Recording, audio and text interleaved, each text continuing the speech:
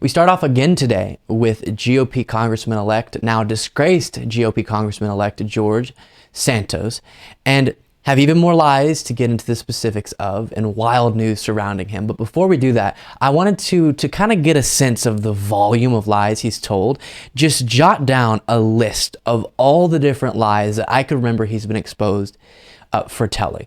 Before we get into that list, though, in case you missed some of this, quick summary: George Santos ran for Congress in New York's 3rd District, got elected, would be taking over as congressman in January.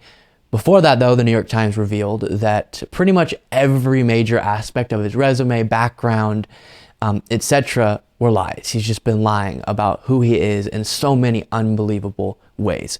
With that being said, here from what I could remember and quickly jot down, and I'm likely leaving things off this list just because there's so many lies to go through, are all the lies that GOP Congressman-elect George Santos has been exposed for telling. And I'm going to try to go fast, so get ready.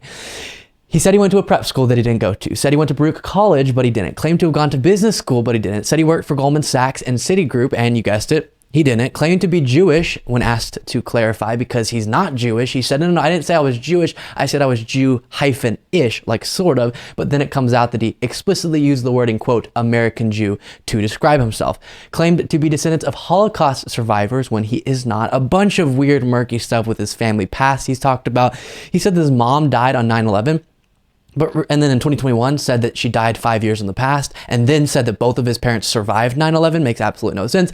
Then he claimed to have owned 13 properties when he's actually owned 0. Denies being charged with a crime, embezzlement, in Brazil, despite court documents showing that he has. Suspiciously went from having not enough money to pay rent to having millions and casually throwing $700,000 into his own campaign through his business, which may have been money laundering. Claimed to have lost employees in the Pulse nightclub shooting, but there's no record of any of his employees being victims of that shooting. And then finally, he claimed to have started a pet charity, but there's no record of that with the IRS. Holy smokes, unbelievable, truly stunning. So with that all said, now we can dive into some of what you heard on that list, stuff we haven't talked about yet on this show, new lies that have been exposed, a little bit from CNN, and then we'll watch some clips of him from the past. Representative-elect George Santos made additional false claims over the years about his family history, work history, and education in campaign appearances over the years. A review of statements made in 2 of his campaigns for Congress found.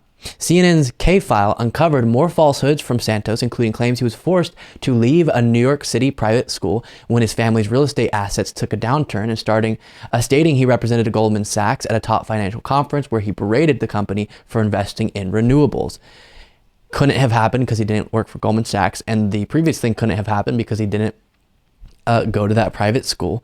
CNN also reviewed more instances of Santos providing additional false history of his family's background. In one interview, Santos said his mother's family's historical Jewish name was Sabrovsky, and later appeared to operate a GoFundMe campaign for a pet charity under that alias.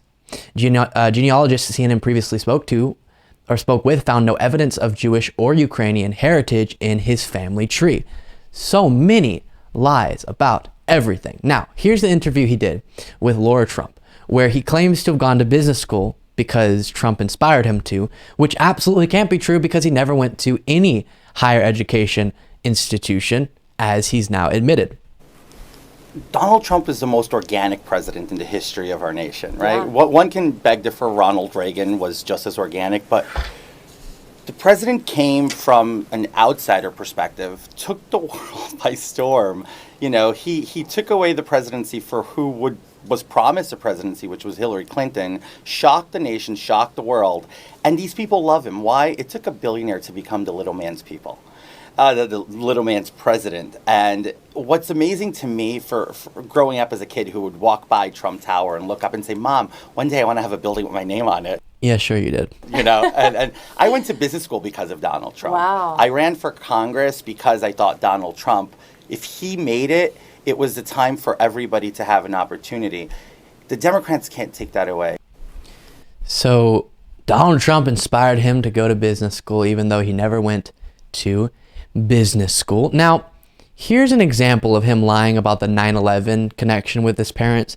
In this appearance, saying that his parents were down there on 9/11 but survived? So if both of them survived, how then later did you claim, as we'll see in a second, that your mother was taken by 9/11? I can't believe that that's the reality that we're living in, that I have to hear somebody actually say that the 9/11 memorial is canceled. The same memorial where many New Yorkers, Long Islanders, even New Jersey and Connecticut residents perished. First responders, law enforcement, everybody, people working the towers and media people, everybody just perished. And